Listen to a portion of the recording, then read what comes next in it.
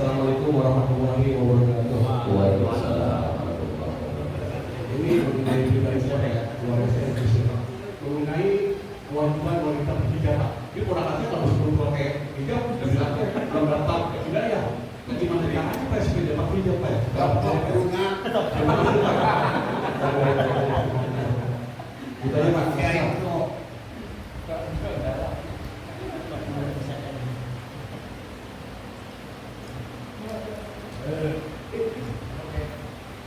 Ada lagi silakan.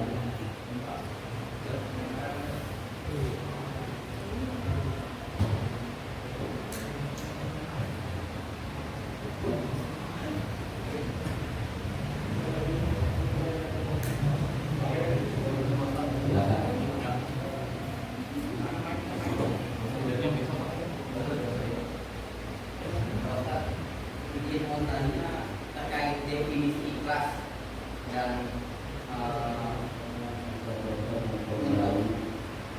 kurang lebih sebulan lamanya saya hilang dari Penara dikarenakan ada sesuatu yang tidak bisa ditinggalkan. Kalau jamaah Al-Abror yang sudah kenal dengan saya sudah gak perlu nanya lagi, karena memang saya ini termasuk kategori cowok panggilan,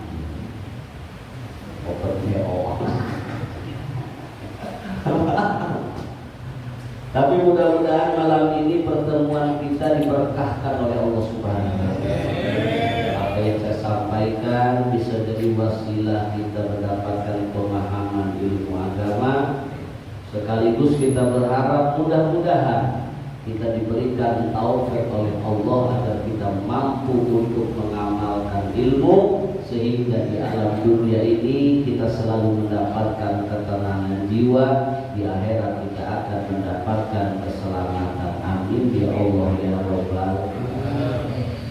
Ma'asyiral muslimin wal jumratal mu'minin rahimakumullah. Amal soleh adalah setiap ibadah yang kita laksanakan, baik itu hubungannya dengan Allah maupun hubungan dengan sesama manusia, kita laksanakan satu bermodalkan ilmu pengetahuan, dan yang kedua ikhlas melaksanakannya, barulah disebut amal. Berarti untuk menciptakan amal soleh ini tidak gampang. Seperti halnya kita membalikkan telapak tangan kita, banyak sekali jalan-jalan yang harus kita tempuh, dan banyak sekali halangan dan rintangan yang harus kita hadapi untuk mencetak amal soleh. Amal soleh kan? Amal amal soleh, mau rajin ngaji, rajin sholat, najan tilok ngaji, tilok sholat, terkait kasebut. Karena itu adalah doa benar. Nama suatu doa. Untuk menciptakan amal soleh banyak sekali jalan-jalan yang harus kita tempuh. Pertama, kita harus menempuh perjalanan thalabul ilmi. Ini menempuh perjalanan thalabul ilmi itu sulitnya bukan main, Pak. Karena ngaji ini bertentangan dengan hawa nafsu. Ngaji musuhnya nafsu. Ya malam Senin kita ngaji di Al-Abror, sebelum tiba itu malam Senin kita udah ingat itu hawa nafsu bertentangan dengan kita. Ngaji jangan, ngaji jangan, ngaji jangan. Setan awas Cina di Indonesia bohong. Malam Rebo lewat gitu ngaji. Ya, malam Rebo banyak yang nggak ngaji. Tunggu nama ngaji itu ongkong.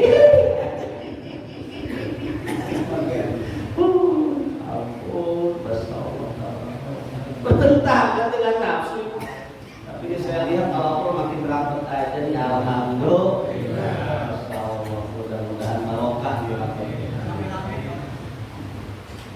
Sulit kita untuk mencari ilmu, bertentangan dengan hawa nafsu. Bahkan ketika kita tundukkan nafsu, ketika kita lawan nafsu, mampu dengan nafsu, malam ini kita duduk di pengajian tanpa sadar kita sudah mampu menundukkan nafsu kita. Alhamdulillah. Karena nafsu dalam diri kita bukan untuk kita hilangkan. Manusia tanpa nafsu bukan manusia, namanya malaikat. Makanya setiap detik, setiap menit, setiap jam kita selalu berperang dengan hawa nafsu. Kita alhamdulillah sudah butuh pengajian. Nah ketika kita ngaji, ini tidak sulit juga, tidak mudah juga, mas sulit juga. Sulit ngertinya, sulit bisanya. Ini perjalanan yang kita tempuh. Sulit ngertinya, sulit bisanya, sulit pahamnya. Apalagi ngaji sudah tua bangka seperti ini. Ibarat pepatah mengatakan ngaji kalau sudah umur, sudah tua bangka bagaikan mengukir di atas air. Tahu tua bangka? Nah, tua bangka daripada tua bangke. Kalau ngaji sudah tua itu mudah ngertinya. Buktinya ketika ada dengar bersin aja, bohong wassalam ngaji. Ya, sulit ngerti, sulit paham, sulit bisa. Bahkan ketika kita sudah paham, sudah bisa, sudah ngerti, tahu ilmu, bakal menemukan sulit yang ketiga. Apa? Sulit makainya, sulit ngamalin. Kemarin saya jelaskan di Musola Al-Istiqomah, fadilah sholat sunnah. Di antaranya barang siapa yang melaksanakan sholat sunnah qobliyah dhuhur 4 rakaat, ba'diyah dhuhur 4 rakaat, apa pahalanya? Apa fadilahnya? Allah haramkan jasadnya untuk masuk ke dalam neraka. Berarti artinya wajib masuk surga. Tapi diperhatikan gak ada perubahan. Ulah ke qobliyah ba'diyah 4 rakaat dhuhur nak setengah kilo. Itu menandakan sulit pakai, sulit ngamalin. Makanya kita Pak, ketika beres ngaji, buktikan kesungguhan kita dengan berdoa malamnya.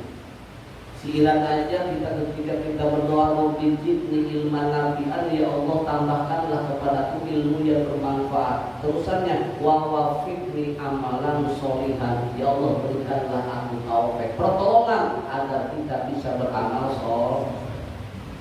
Itu bentuk kesungguhan kita. Nah sekarang pertanyaannya, apa kita ngaji ini sungguh-sungguh atau tidak? Sungguh-sungguh dengerinnya, sungguh-sungguh dalam berdoanya. Karena pada dasarnya manusia mampu melaksanakan ibadah, mampu melaksanakan perintah, dan mampu meninggalkan larangan Allah kalau dia mendapatkan pertolongan dari Allah Subhanahu. Maka buktikan kesungguh-sungguhan kita setelah kita mengaji. Apalagi payung itu baru ditulis, Pak. Ya kan? Ditulis kita, apalagi yang namanya kita kan namanya manusia sering lupa. Ya, kalau kita malas tulis, ya gunakan HP kita untuk mereka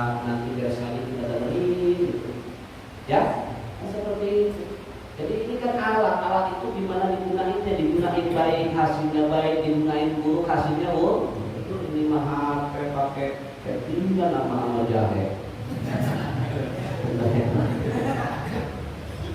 Rekam lo, memorinya walaupun 1 terabyte penuh dengan pengajian, ini yang akan jadi bukti nanti di akhirat. Alhamdulillah. Namun kayak karek. Bapak ini ngomong aja rekam. Jadi bukti nih. Jadi enggak, cuma royalti ya. Ngangkat dan gede apa? Kembali ke sulit makin. Bahkan ketika kita pakai alhamdulillah dan berkah ngaji, sekarang kita mau sholat subuh, mau berjamaah subuh. Kode. Kita akan menemukan sulitnya tempat apa? Sulit ikhlasnya. Kebanyakan kita melaksanakan ibadah banyak borot-borot dunia. Inilah yang akan merusak ibadah. Perjalanannya kita untuk melaksanakan amal soleh, yaitu perjalanan ngaji dan ngerti ngaji, halaman dan rintangannya itu yaitu borot-borot dunia yang ada di dalam hati kita. Sehingga inilah yang akan dapat merusak nilai pahala ibadah. Jengkol mau rusak iwal kuhileun, bedai mau rusak iwal kuhileun, begitu pun ibadah kurang mau rusak, terkecuali rusaknya ibadah ku hate ulah, ku goreng niat kurang, ku penyakit hate ulah dan lain sebagainya. Maka pantas wajar munasabah kata Imam Ghazali, an-nasu kulluhum mauta ilal alimun wal alimun an-niyamun ilal amilun wal amiluna muhtaruna ilal muhlisun. Sesungguhnya manusia itu mati terkecuali orang yang berilmu, terkecuali orang yang mencari ilmu. Orang bodoh yang tidak mau ngaji disebut kategori orang yang mati. Jadi kalau ada orang bodoh tapi tidak mau ngaji, makannya banyak, minumnya banyak, itulah yang dinamakan bokong kedo namanya. Betul? Bokong kedo.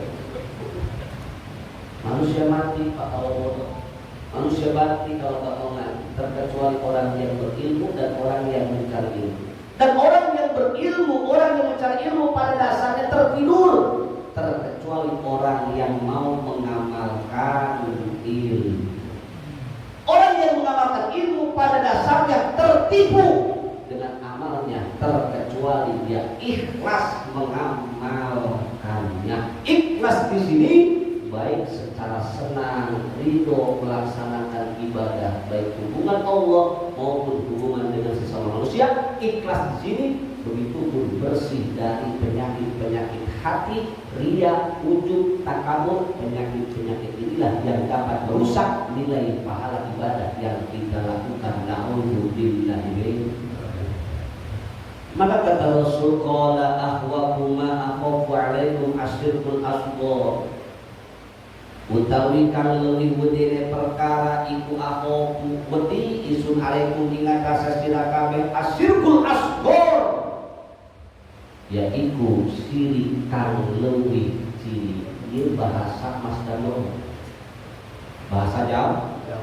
Artinya Rasul mengkhawatirkan, Rasul menakutkan kita semua terperosok ke jurang sirik asghar, sirik yang lebih kecil.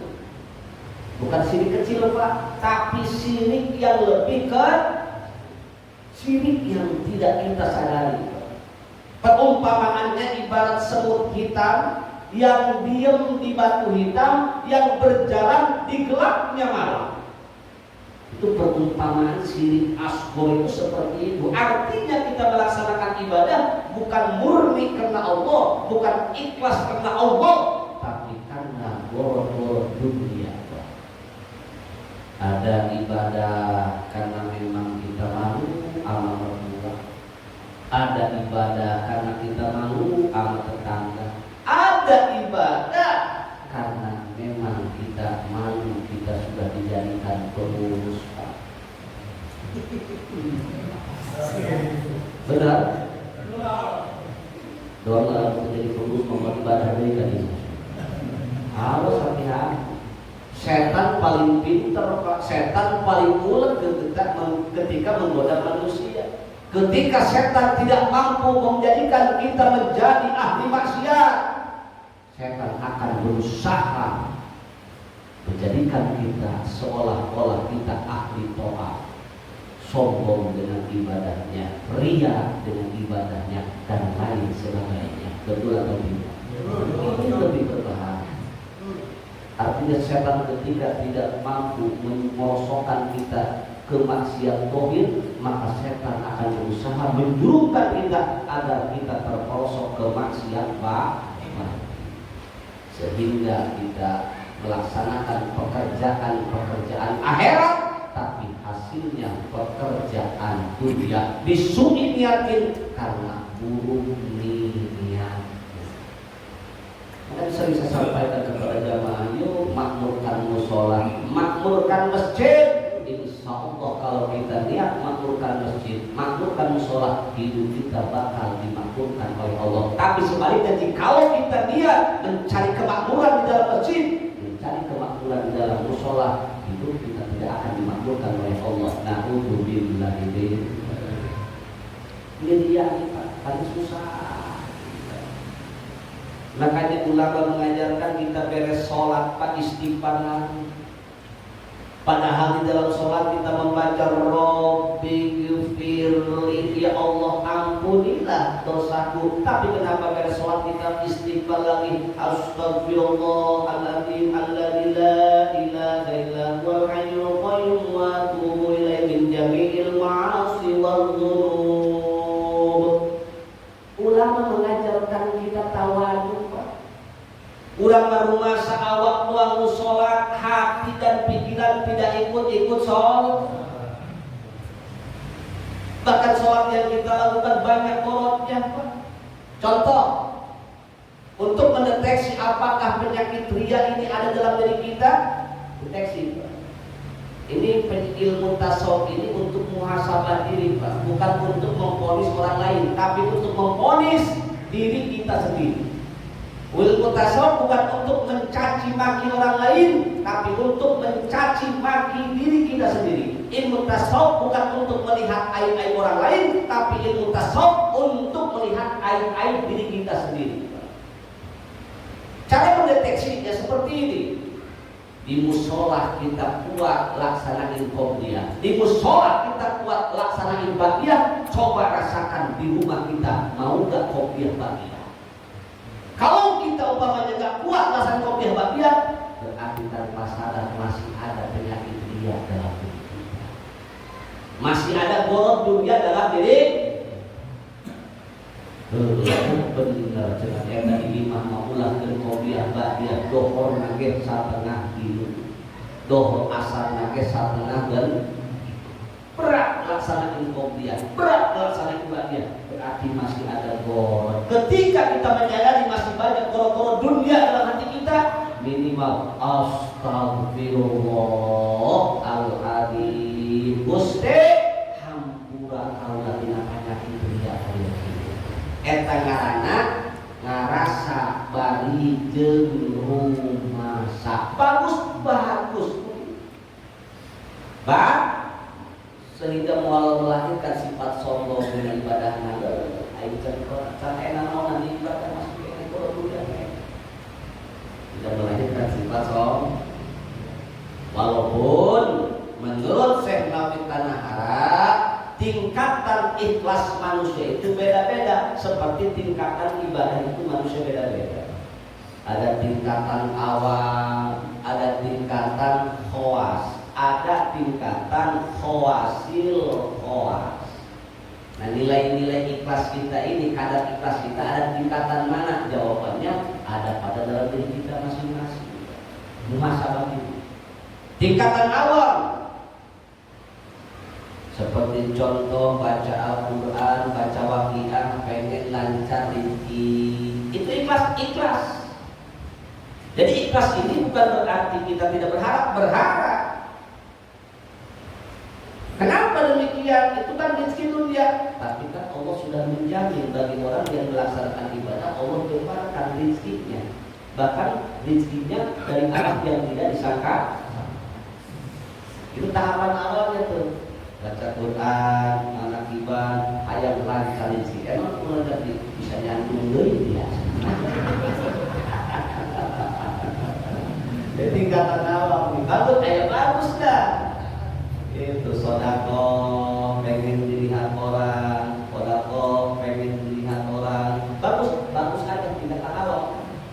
Kalau tingkatan awal tidak akan merusak pahala, Pak. Tidak akan menghanguskan pahala, hanya mengurangi pahala. Aturan kita dapat 100% karena pengen dilihat orang, jadi 75%. Alhamdulillah 70% daripada 1% kata. Sebab kalau dari giniin nanti jadi dalih orang-orang pelit. Percuma sedekah kian hekal mah eta medali cuma pelit. Atau beri kena sedekah hayang kalem daripada tilo sedekah. Lu tingkatan awam kene. Tingkatan awam kene. Awam kene kayak orang anak kecil. Dek, puasa ya, kalau tamat puasa nanti beliin peda. Anak kecil. Atau sama baik, atau sholawat supaya lancar rezeki. Mana ibadah supaya lancar rezeki. Allah. Karena mengestingkan tanah puas istiqomah Pak, bakal naik derajat. Awal mah sodako pengen lihat orang, sodako pengen lihat orang. Istiqomah dalam bersodakoh, lama kelamaan dia sudah terbiasa. Mau ada orang, mau kagak ada orang, dia sudah terbiasa bersodakoh. Terus naik pangkat ke tingkatan kelas. Awal nama sholawat pengen lancar rezeki, mana ibadah pengen rezeki. Kebal istiqomah jadi bentuk mahabbah. Sholawat eta bentuk mahabbah ulang ka Rasul, mana ibadah bentuk mahabbah ulang ka Tuhan Syekh Abdul Qadir Al-Jaid.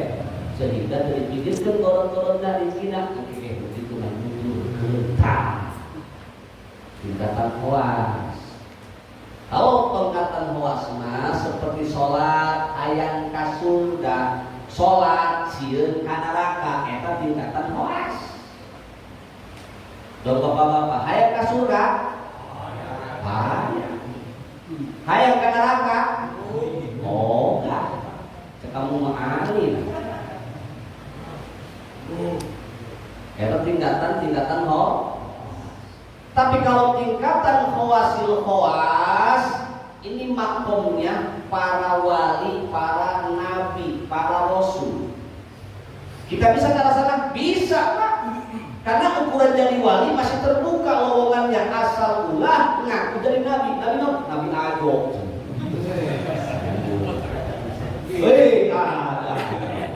Selamat datang kepada Bapak Ago SPDI. Tahu SPDI sudah pantas dua istri.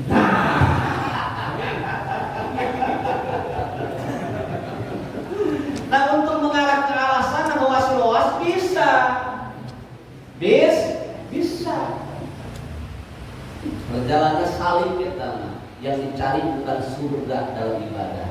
Yang dicari bukan takut neraka ketika ibadah, tapi ridho Allah. Ridho Allah.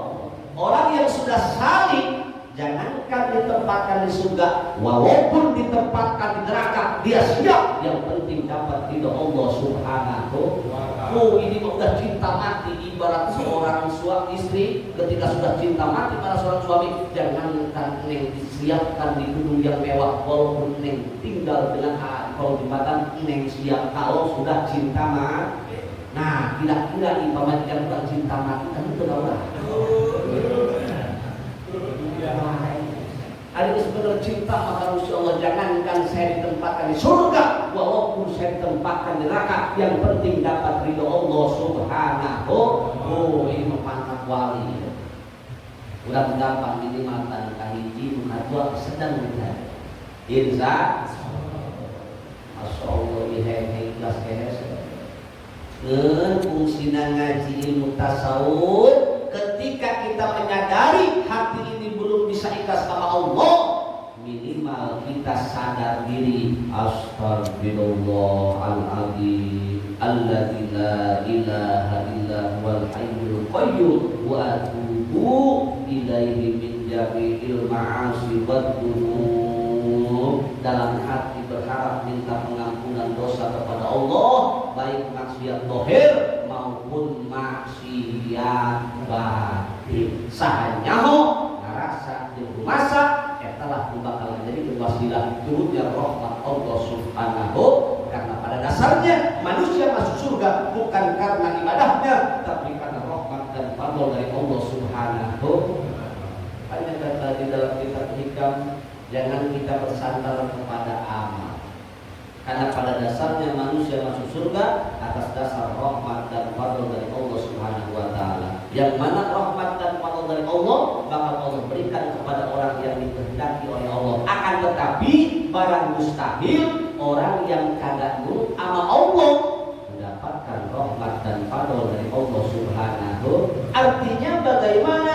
Di sini kita harus mempunyai rasa roja dari setiap ibadah yang kita laksanakan, ingin mengharap rahmat dan fadl di Gusti Allah. Juga kita untuk punya rasa khauf sieun ka Gusti Allah, karena bisa saja ibadah yang kita anggap hebat bagi Allah termasuk maksiat karena sombong dengan ibadahnya, karena belum ikhlas melaksanakan ibadah. Tapi orang hayang menang ridho dan fadl di Gusti Allah Subhanahu. Ma'asyiral muslimin wal jumu'atal mu'minin rahimakumullah. Fa fi hadzal khabari dalilun ala anna Allah ta'ala la yaqbalu minal amali syai'an illa ma kana khalisan liwajhihi. Fa idza lam yakun khalisan fala yaqbalu minhu wala sawaba lahu fil akhirati wa masiruhu ila jahannam. Hadis ini menunjukkan dalil bahwasannya Allah Subhanahu wa taala tidak akan menerima suatu amal terkecuali amal itu dilaksanakan ikhlas karena Allah. Fa in lam yakun khalisan, maka tatkala kita beramal tidak ikhlas karena Allah, fala yaqbalu, maka tidak akan diterima itu amal. Bahkan wala sawalah fil akhirat, dia tidak akan mendapatkan pahala di akhirat. Wa masiruhu ila jahannam, bahkan tempat baliknya adalah neraka jahanam. Na'udzubillahi min. Ini yang sering kita dengar, ahli ibadah tapi ujungnya masuk neraka jahanam. Kenapa? Karena sombong dengan ibadahnya, belum ikhlas, belum bersih. Wa ma umiru illa liya'budullah mukhlishina lahuddin. Masih banyak hamba-hamba yang merusak ibadahnya, di antaranya sombong alias tidak ikhlas, tidak bersih. Ada dirinya kurang rumasa orang mahloba kalau dunia kene nate loba istighfar supaya udah ngerasa di rumasa sehingga pintu tawar mulai ya sifat sombong bila ibadah.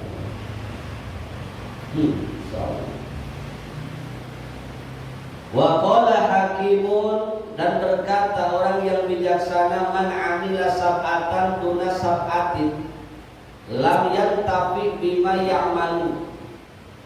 Yang artinya man utawi sapa wong iku amila kang migawe yasiman sab'atan ing pitu duna sab'atin orangana pitu lam yantafi, maka orangana manfaat bima kalawan barang ya'malu kang migawe yasin wong. Arti gaya wong-wongan itu dikenal dakwah. Artinya barang siapa manusia yang melaksanakan 7 perkara tapi tidak disertai 7 perkara, maka tidak bermanfaat perkara tersebut.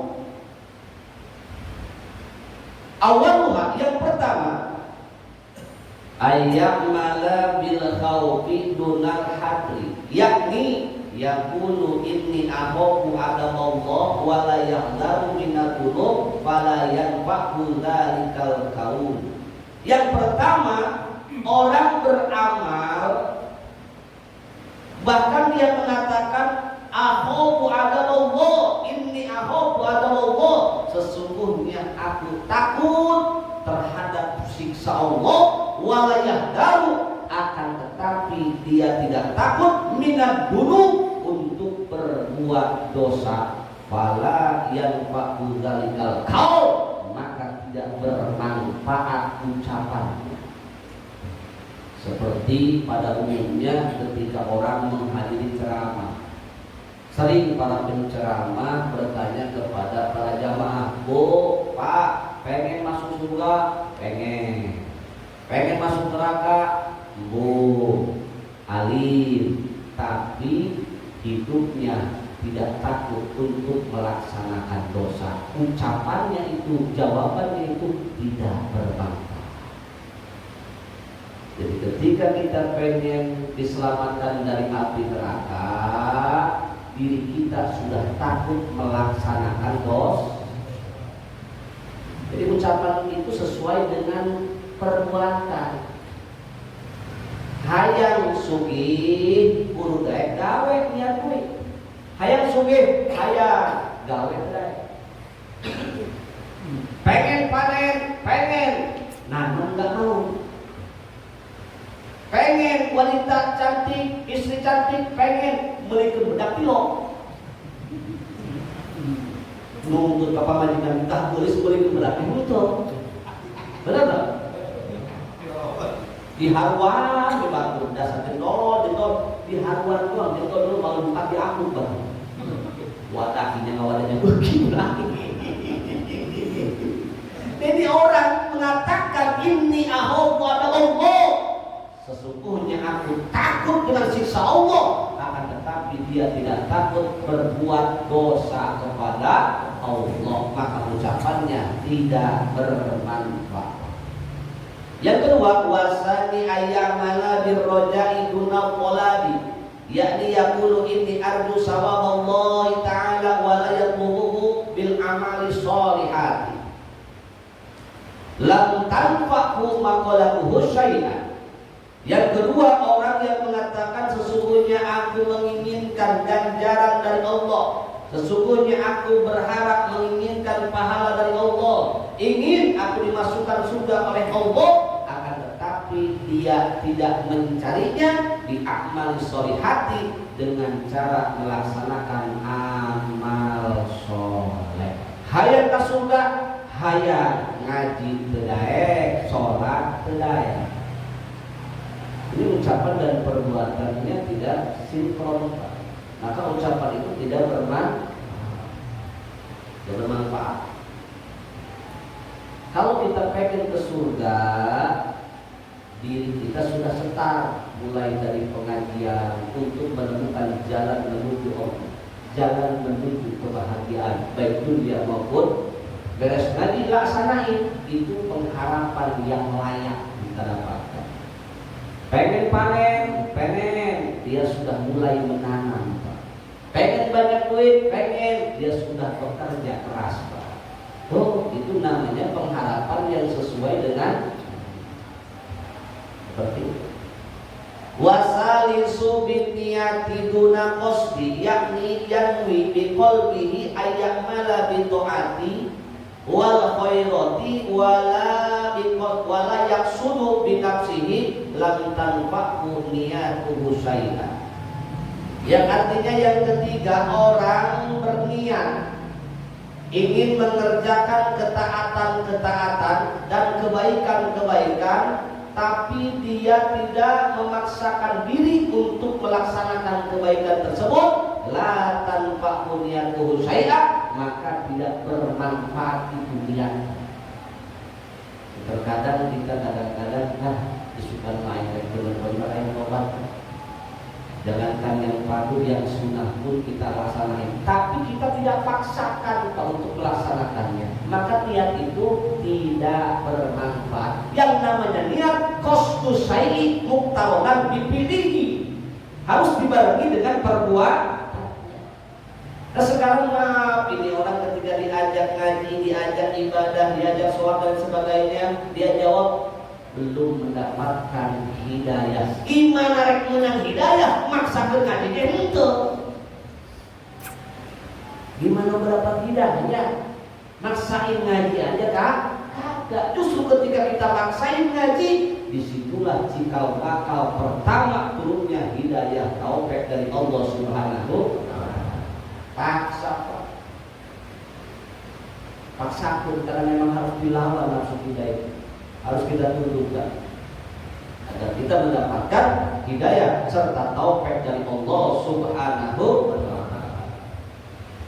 Wa rabi'u bi du'ai dunal juhdi, lan utawi kang kaping papat iku tetep bi du'ai kalawan doa dunal juhdi orang ngana nemen-nemen. Artinya ya Allah Ta'ala ayyuwaffiqahu lil khairi wa la yantahid lam yanfa'u du'ahu syai'an. Orang yang ketika berdoa tapi hatinya tidak dibarengi dengan kesungguh-sungguhan saat dia berdoa, la yanfa'u du'ahu, maka tidak bermanfaat itu doanya. Jadi ketika kita berdoa harus sungguh-sungguh Pak pengharapan dalam hati kita. Sekalipun kita tidak membacakan doa, hanya membacakan amin, itu pun harus sungguh-sungguh. Doa ini bukan formalitas. Doa itu penyempurna amal. Ketika kita beres acara akhir doa, itu di situ puncaknya. Ketika kita beres pengajian, kita berdoa, di situ puncaknya. Harus tanamin kesungguh-sungguhan pengharapan kita, keinginan kita kepada Allah Subhanahu wa taala. Antara amin sesuaikan dengan hati kita, pengharapan kebutuhan kita masing-masing. Di antara ciri orang yang sungguh-sungguh dalam berdoa, ketika berdoa etikanya tangannya diangkat sampai ke dada. Terkadang masih banyak kita berdoa tangan di atas paha. Amin, amin, amin, amin, amin. Kemarin dijawab doa. Kini kesungguh-sungguhan orang ketika berdoa ngangkat tangan, isyarat kita meminta. Contoh Mas Daryono naik jambu, Kak Imam pengen jambu pasti, atau Yono minta jambu dong, diangkat atau gimana? Tangan, diangkat. Gak bakalan, Mas Daryono minta jambu dong, di bawah. Tangannya minta jambu dong, tangannya di bawah. Berarti mintanya gak sungguh. Tapi Mas Daryono, saya minta dong. Oh, Mas Imam angkat tangannya, isyarat meminta, dikasih kan. Begitu pun kita mau lupa isyarat, etikanya sejajarkan dengan dada kita. Bahkan waktu sini berikan isyarat dengan telunjuk kita. Isabah vertikal yumna seperti ini, yang tangan kanan. Makanya ada kiai itu lebih efektif. Karena memang ini isyarat menunjukkan kita meminta berdoa kepada Zat yang Maha Tunggal, yaitu Allah Subhanahu wa taala. Ketika amin resapi amin, amin. Bukan formalitas. Kita lama dikit dan langsung amin, amin. Lalu main-main. Padahal doa itu silahul senjatanya orang yang beriman. Ya, kalau kita berdoa jangan main-main ya, harus sungguh-sungguh agar apa yang kita inginkan, yang kita butuhkan dikabul oleh Allah Subhanahu wa taala. Walaupun kita tidak paham bahasa doa yang dibacakan Ustaz Kiai dan guru kita, tapi kita berharap dalam hati kita apa yang kita butuhkan Allah Maha tahu, wallahu alimun bidatis sudur, karena Allah Maha mengetahui apa yang terlintas dalam hati kita. Itu yang keempat. Ketika manusia berdoa tapi tidak ada kesungguh-sungguhan dalam berdoa, maka doanya tidak bermanfaat. Wal khamisu bil istighfari dunan nadami, yakni yaqulu istaghfirullah wa la yadamu ala ma kana minhu minadz dzunub wa la yanfa'u al istighfar, yakni bi ghairi nadam. Artinya orang mengucapkan istighfar dunan nadami, tapi tidak disertai dengan penyesalan dalam hati. Dia membaca ya Allah ampunilah dosaku, tapi dalam hatinya tidak ada rasa menyesal dengan apa dosa yang dia lakukan. La yanfa'u al istighfar, maka tidak bermanfaat istighfar. Di dalam kitab Riyadhus Shalihin, Rasul saja yang sudah dijamin masuk surga oleh Allah Subhanahu wa taala tidak kurang dari 100 membaca istighfar. Bukan seperti ini, astagfirullah lain, tapi disertai hasibu anfusakum qabla an tuhasabu. Mengingat dosa-dosa yang kita lakukan, sehingga dengan mengingat dosa timbul penyesalan dalam hati, refleks dari mulut. Astagfirullahaladzim. Walaupun hanya sekali istighfar didasari dengan penyesalan dalam hati, itu bakal mengalahkan sejuta istighfar yang tidak disertai dengan penyesalan dalam hati. Orang kadang-kadang astagfirullahaladzim, astagfirullahaladzim,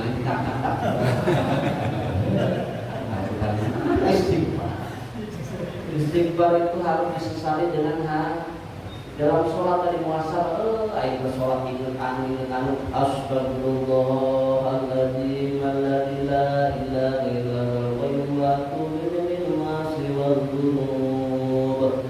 Istighfar disesali sertai dengan penyesalan dalam hati, walaupun hanya satu kali bisa mengalahkan istighfar sejuta kali yang tidak disertai penyesalan dalam hati. Dan menurut ilmu tasawuf, orang membaca istighfar mohon ampun kepada Allah, tapi tidak disertai penyesalan dalam hatinya atas dosa-dosa yang dilakukan, tidak bermanfaat istighfarnya. Na'udzubillah. Kita masalah kapan dan dimana ngambil hadis ini? Rasul katanya tidak ulang lebih dari 100 kali, bukan seperti tapi 5 menit ada 5 menit yang tapi sertai dengan penyesalan dalam hati supaya istighfar kita bermanfaat insyaallah. Wasadisu bil alaniyati dunasarirat yakni yasluhu umurahu fi alaniyah wa la yasluha fi syarri la tanfa'u alaniyatuhu syai'an. Yang keenam, orang yang mau memperbaiki urusan dohirnya tapi tidak memperbaiki urusan batinnya, maka tidak bermanfaat urusan dohir. Manusia kadang-kadang mau ibadah, mau sholat dan lain sebagainya, tapi tidak mau ngaji. Ini sama halnya dia memperbaiki dohir tapi tidak memperbaiki batin. Sementara innamal a'malu binniyat, segala bentuk ibadah sahnya itu dengan niat. Karena kita akan mendapatkan sesuai dengan apa yang kita niatkan. Kalau niatnya baik, ibadahnya pun hasilnya baik. Kalau niatnya buruk, ibadahnya pun hasilnya buruk. Sementara untuk meluruskan niat, maka perbaiki batin kita, sehingga kita mampu meluruskan niat. Ketika mampu meluruskan niat, jangankan urusan akhirat kita lakukan, urusan dunia kita laksanakan menjadi pekerjaan akhirat. Kalau dihusni niatin, kita sudah mampu memperbaiki ini. Karena inna Allah la yanzuru ila ajsamikum wa sawarikum bal yanzuru ila qulubikum wa a'malikum. Yang Allah lihat itu pertama hatinya, baru perbuatannya. Bahkan kata Rasul, di dalam jasad manusia terdapat segumpal daging. Apabila segumpal daging itu baik, maka baiklah seluruh jasad. Tapi jikalau segumpal daging itu busuk, maka busuklah seluruh jasad. Apa segumpal daging? Ala wahyal qalbu. Segumpal daging itu adalah hati. Kita sholat aja Mbak Allah, dalam sholat aku niat sholat karena Allah, dalam hati. Jadi ketika kita memperbaiki dohir, mulai dulu dari perbaikan hati.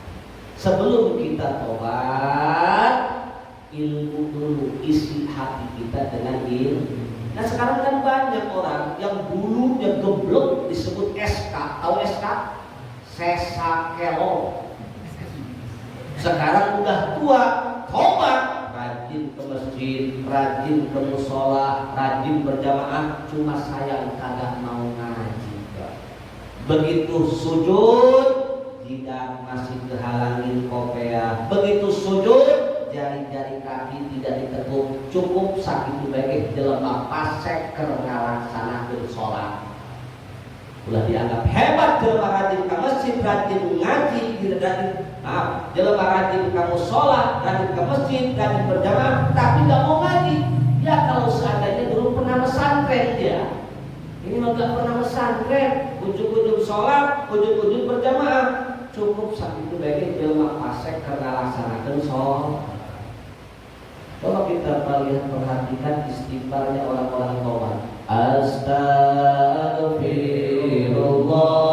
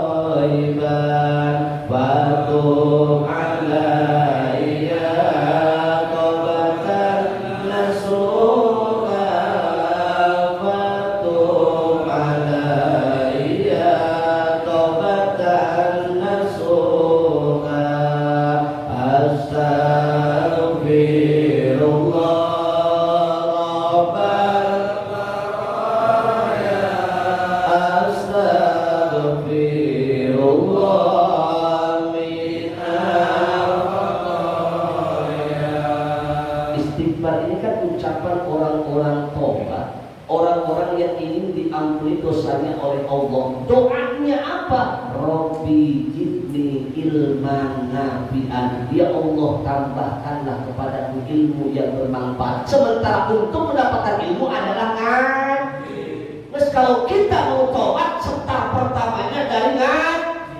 Sesudah ngaji, wa wafiqni amalan sholihan. Ya Allah, berikanlah aku taufik. Ya Allah, berikanlah aku pertolongan agar mampu melaksanakan amal soleh. Sami'na ngaji, wa atokna ngamal ke ngaji. Hasil dari sami'na wa atokna apa? Gufronaka. Barulah kita akan mendapatkan ampunan dari Allah Subhanahu. Ini kalau kita mau menjadi dohir, batin kita dulu bagus minimal dengan insan. Yang terakhir dikarenakan bagi Tuhan Islam yang terakhir. Kode ngerti kenapa? Saya perhatian nama Allah. Wasabihu ayyamala bil kadidunal ikhlasi. Yakni yajtahidu fi ta'ati wa la takunu a'maluhu khalisatan liwajhillahi ta'ala la tanfa'u a'maluhu bi ghairi ikhlasi.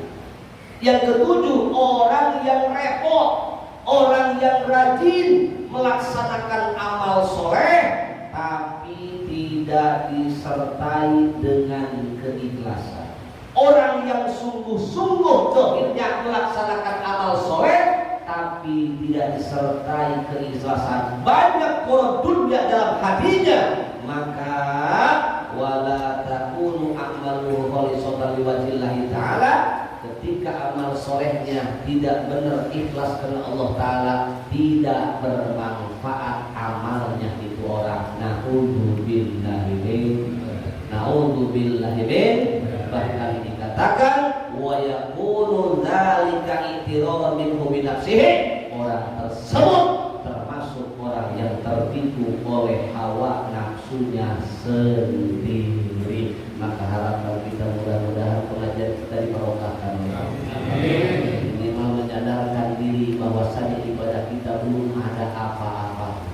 Ketika kita sudah sadar diri, kita beristighfar mohon ampunan kepada Allah. Siapa tahu inilah yang akan menjadikan wasilah turunnya rahmat dari Allah Subhanahu wa Ta'ala, sehingga kita termasuk orang yang selamat dunia, selamat akhirat, bahagia dunia, bahagia akhirat. Amin ya Allah ya Rabbal. Sebelum ditutup dengan doa, barangkali